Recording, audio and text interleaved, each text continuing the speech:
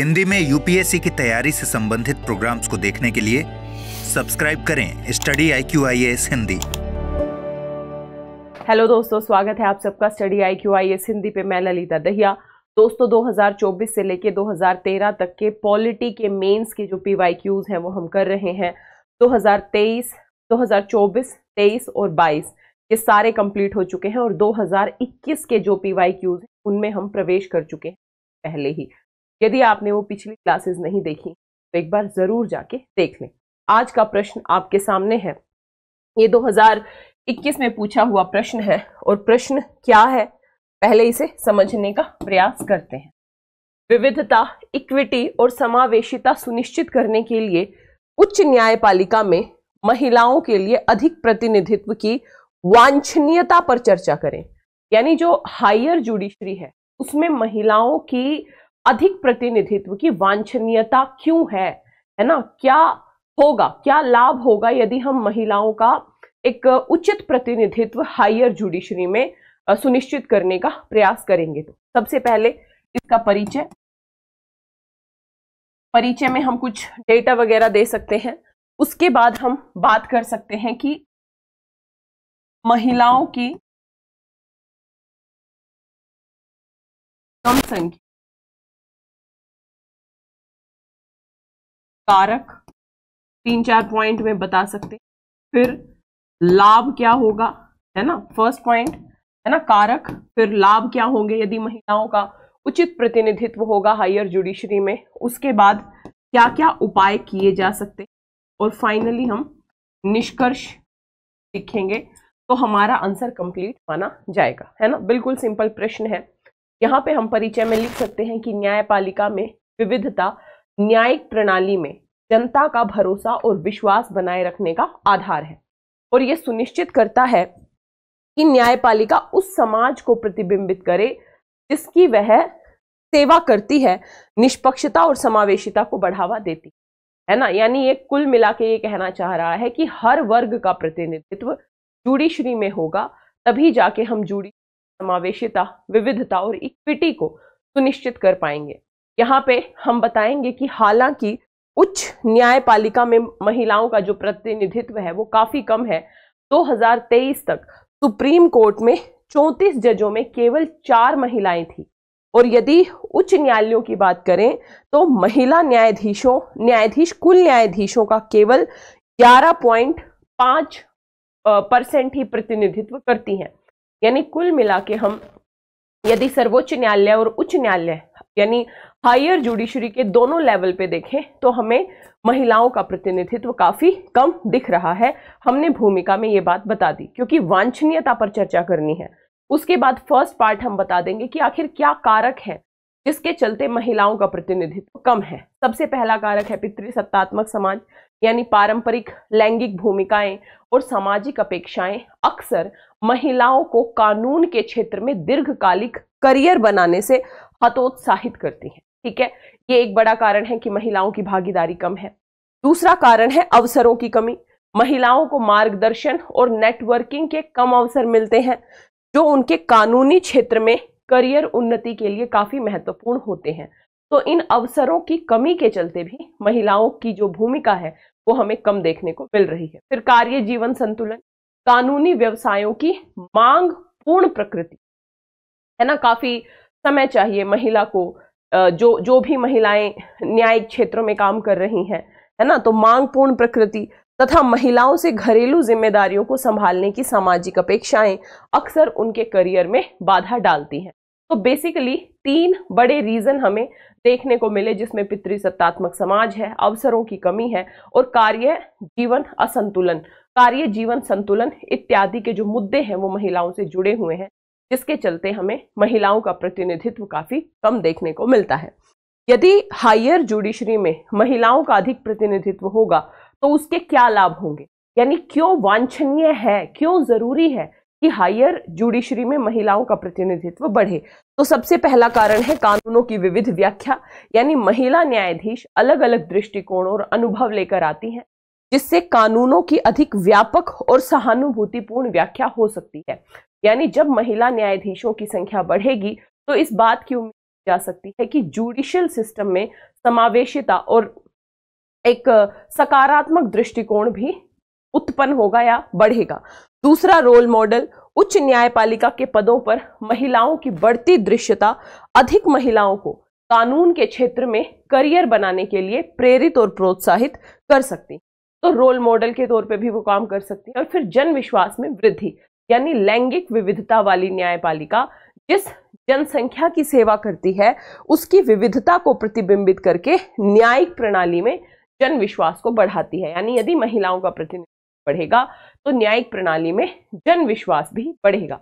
इसके साथ ही दृष्टिकोणों की विविधता, चूंकि महिलाएं अक्सर विभिन्न प्रकार के भेदभाव और सामाजिक चुनौतियों को व्यक्तिगत स्तर पे सामना करती है, इसलिए न्यायपालिका में उनकी उपस्थिति लिंग संबंधी मामलों के प्रति बेहतर संवेदनशीलता और सामाजिक मुद्दों की व्यापक समझ में योगदान बेहतर तरीके से दे सकती हैं। समानता और समावेशिता, महिलाओं की संख्या यदि उच्च न्यायपालिका में बढ़ेगी तो ये समानता को प्रोत्साहित करेगा, समावेशिता को प्रोत्साहित करेगा। साथ ही वैधता और सार्वजनिक विश्वास, जैसा कि मैंने बताया, यदि महिलाओं की संख्या ज्यादा होगी तो जन प्रणाली का जो विश्वास है वो न्यायिक प्रणाली में और ज्यादा बढ़ेगा।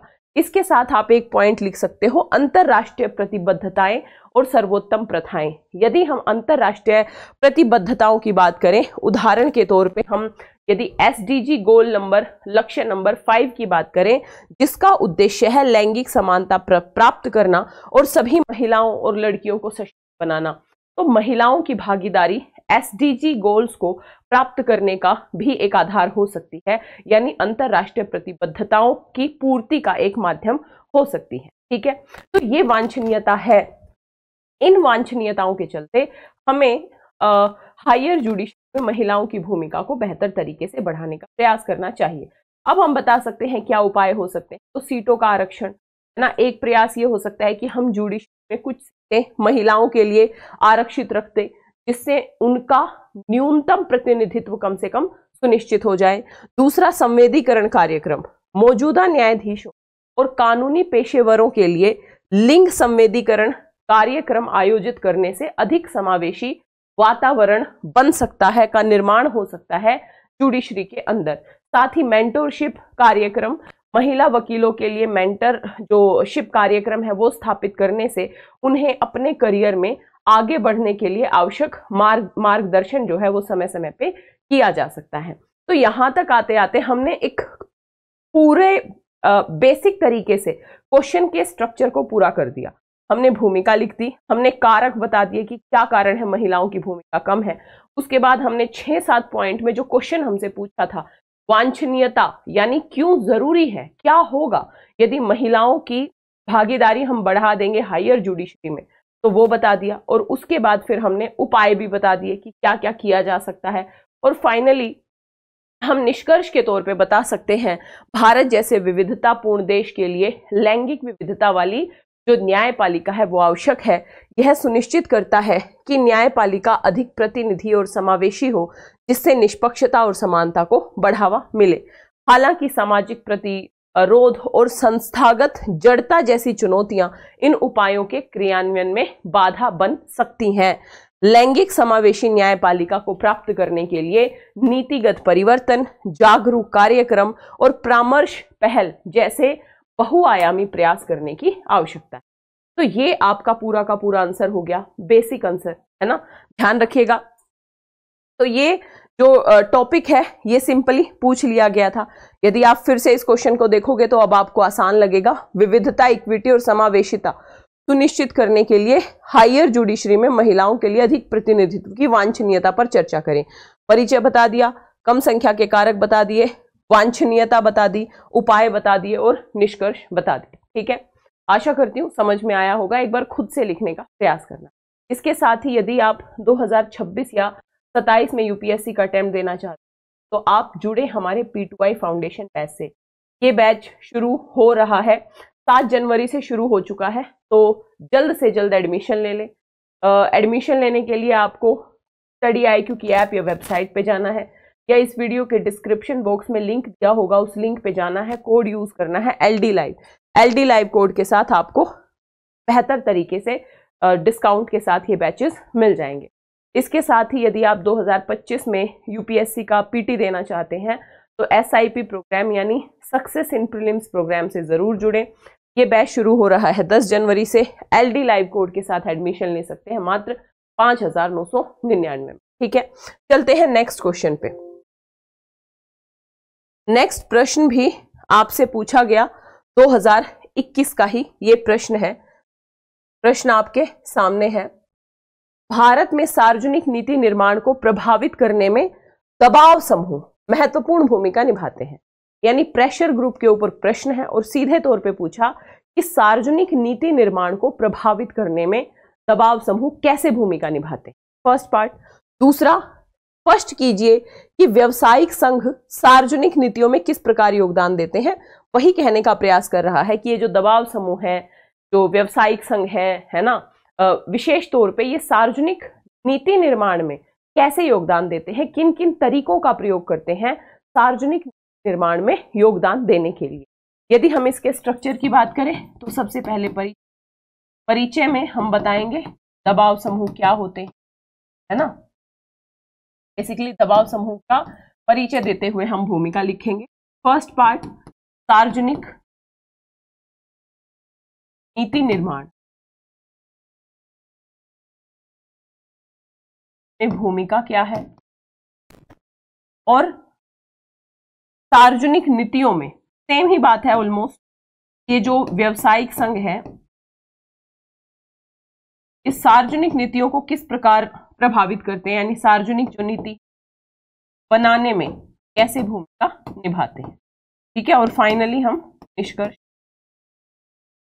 ठीक है, सबसे पहले भूमिका की यदि हम बात करें तो बता देंगे कि दबाव समूह व्यक्तियों का एक समूह है जो अपने साझा हितों की वकालत करने और उनकी रक्षा करने के लिए सक्रिय रूप से संगठित होते हैं, है ना। अपने साझा हितों की पूर्ति करने के लिए, उनकी रक्षा करने के लिए सक्रिय रूप से संगठित होते हैं।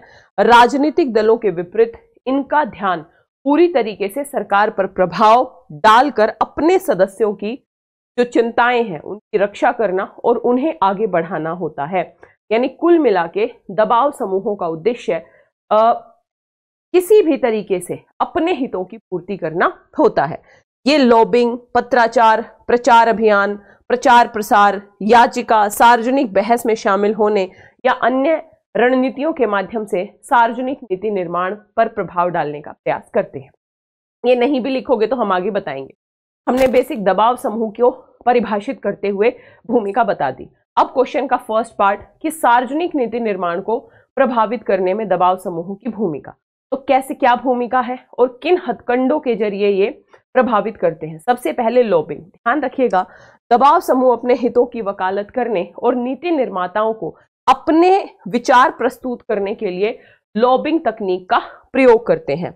नीति परिणामों को प्रभावित करने के लिए ये सरकारी अधिकारियों और जनप्रतिनिधियों के साथ बैठ के करेंगे, है ना, चर्चाएं करते हैं, बातचीत करते हैं, है ना। तो लॉबिंग के माध्यम से ये सार्वजनिक नीति निर्माण को प्रभावित करने का काम करते हैं। दूसरा, वकालत और सार्वजनिक अभियान।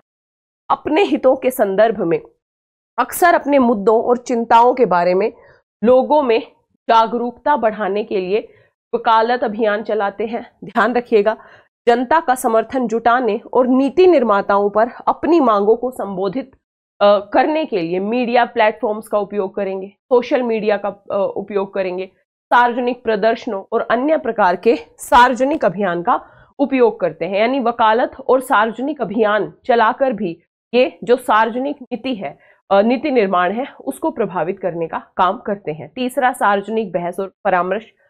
दबाव समूह अपने तर्क, साक्ष्य और वैकल्पिक नीति प्रस्ताव प्रस्तुत करने के लिए सार्वजनिक बहस, परामर्श और समिति की सुनवाई में भाग लेते हैं। नीति निर्माण के साथ साथ चर्चा में सक्रिय रूप से शामिल होते हैं और विशेषज्ञता और ज्ञान के माध्यम से नीति निर्माण प्रक्रिया में योगदान देते हैं। यानी सार्वजनिक बहस और परामर्श के माध्यम से ही ये नीति निर्माण को प्रभावित करते हैं। फिर कानूनी रणनीतियां, जैसे विशिष्ट नीति या निर्णयों को चुनौती देने या उसका समर्थन करने के लिए अदालतों में जनहित याचिकाएं जारी करना। इन कानूनी कार्यवाहियों का सार्वजनिक नीति को आकार देने और कानूनों की न्यायिक व्याख्या को प्रभावित करने में महत्वपूर्ण प्रभाव पड़ सकता है। तो कानूनी रणनीतियों के माध्यम से भी प्रभावित करते हैं। राजनीतिक दलों पर वित्तीय योगदान, मतदान समर्थन जुटाने, पार्टी घोषणाओं को प्रभावित करने सहित विभिन्न हथकंडे अपनाकर ये राजनीतिक दलों पर प्रभाव डालते हैं, ताकि जो भी सत्ता पक्ष वाला राजनीतिक दल है वो इन दबाव समूहों की मांगों को इनकार या दरकिनार ना कर सके। ठीक है, तो ये कुछ हथकंडे हैं या इस तरीके से जो दबाव समूह वो सार्वजनिक नीति निर्माण को प्रभावित करने का काम करते हैं। मैं अभी रिवाइज करा दूंगी आप लोगों को। सेकंड पार्ट था सार्वजनिक नीतियों में व्यावसायिक संघों का क्या योगदान है। ध्यान रखिएगा, ये सेम योगदान हो गया कि भाई नीति की वकालत करते हैं। जो व्यावसायिक संघ है सक्रिय रूप से उन नीतियों की वकालत करते हैं जो उनके सदस्यों और व्यापक सामुदायिक जो समुदाय है उसको लाभ पहुंचाएं, और ऐसी नीतियों का विरोध करेंगे जो उनके हितों को एक तरीके से नुकसान पहुंचाए। तो नीति की वकालत करते हैं समय समय, विशेषज्ञता और अनुसंधान, अलग अलग मुद्दों पर डेटा विश्लेषण, सिफारिशें प्रदान करते हैं जो नीतिगत निर्णयों को सूचीगत करने में मदद करते हैं। और ये विशेषज्ञता यह सुनिश्चित करने में मदद करती है कि नीतियां अच्छी तरीके से सूचित, व्यवहारिक और व्यवसायिक क्षेत्र की जरूरतों के अनुरूप हो। तो अलग अलग मुद्दों पे विशेषज्ञता और अनुसंधान के माध्यम से भी ये नीतियों को की वकालत करने का काम करते हैं। साथ ही प्रतिनिधित्व और सहभागिता, ये जो व्यावसायिक संघ है अपने सदस्यों के लिए सामूहिक आयास के रूप में काम करते हैं। नीतिगत चर्चा करेंगे, वार्ता करेंगे, उनके हितों का प्रतिनिधित्व करेंगे। जो सरकारी एजेंसियां हैं, कानून निर्माता और अन्य हितधारकों के साथ संवाद करते हैं और अपनी नीतियों के अनुरूप या अपने हितों के अनुरूप नीति निर्माण को प्रभावित करने में जो है भूमिका निभाते हैं। फिर आर्थिक प्रभाव आकलन, जो व्यवसायिक संगठन है अक्सर प्रस्तावित नीतियों के संभावित परिणामों का मूल्यांकन करने के लिए आर्थिक प्रभाव का आंकलन भी करते हैं, जैसे व्यवसाय, नौकरियां, निवेश, आर्थिक विकास पर संभावित प्रभावों का विश्लेषण करेंगे।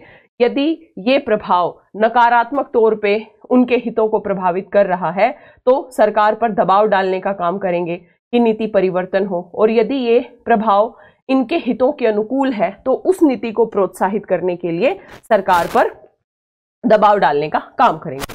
कुल मिला के ये क्वेश्चन कुछ भी नहीं था, सीधे तौर पे इस पे बताना था कि भाई क्या होते हैं भूमिका में और सार्वजनिक नीति निर्माण को कैसे प्रभावित करते हैं दबाव समूह। तो लॉबिंग के माध्यम से, वकालत और सार्वजनिक अभियानों के माध्यम से, सार्वजनिक बहस और परामर्श के माध्यम से, कानूनी रणनीतियों के माध्यम से और राजनीतिक दलों पर अलग अलग तरीके से प्रभाव डालकर, और साथ ही सार्वजनिक नीतियों में व्यावसायिक संघों का क्या योगदान है। तो ये नीति की वकालत करते हैं यदि नीति इनके अनुरूप है, तो विशेषज्ञता और अनुसंधान करते हैं, अलग अलग नीतियों के बारे में सरकार को समय समय पर सुझाव देते हैं, प्रतिनिधित्व और सहभागिता करते हैं, और साथ ही आर्थिक प्रभाव का आकलन करते हैं और उस आर्थिक प्रभाव आकलन के अनुरूप ये नीतियों का विरोध या समर्थन करने का काम करते हैं, है ना। तो इस तरीके से सार्वजनिक नीति निर्माण में दबाव समूहों की भूमिका है। निष्कर्ष के तौर पे हम कह सकते हैं कि प्रतिनिधि लोकतंत्र के भीतर व्यापारिक समूहों के पास राजनीतिक दलों के चुनाव खर्चों को वित्त पोषित करने, मतदाता समर्थन जुटाने सहित विभिन्न तरीकों से राजनीतिक प्रक्रिया को प्रभावित करने की क्षमता होती है।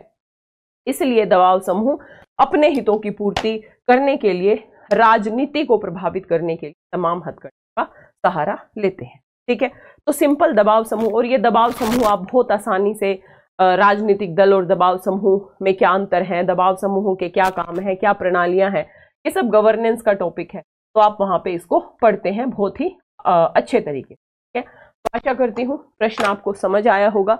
इसके साथ ही दोनों प्रश्नों को लिखने का प्रयास करना खुद से, और यदि कोई टॉपिक आपने नहीं पढ़ा, जैसे प्रेशर ग्रुप आपने नहीं पढ़ा, तो आपका कर्तव्य बनता है कि प्रेशर ग्रुप को एक बार पढ़ लो, निपटा लो, क्या होते हैं प्रेशर ग्रुप, और उसके बाद इस आंसर को करो, है ना। अगर आपको नहीं पता है तो आपको कुछ नहीं समझ में आया, लेकिन यदि आपको प्रेशर ग्रुप का ज्ञान है तो आपको पूरा आंसर समझ में आया ना।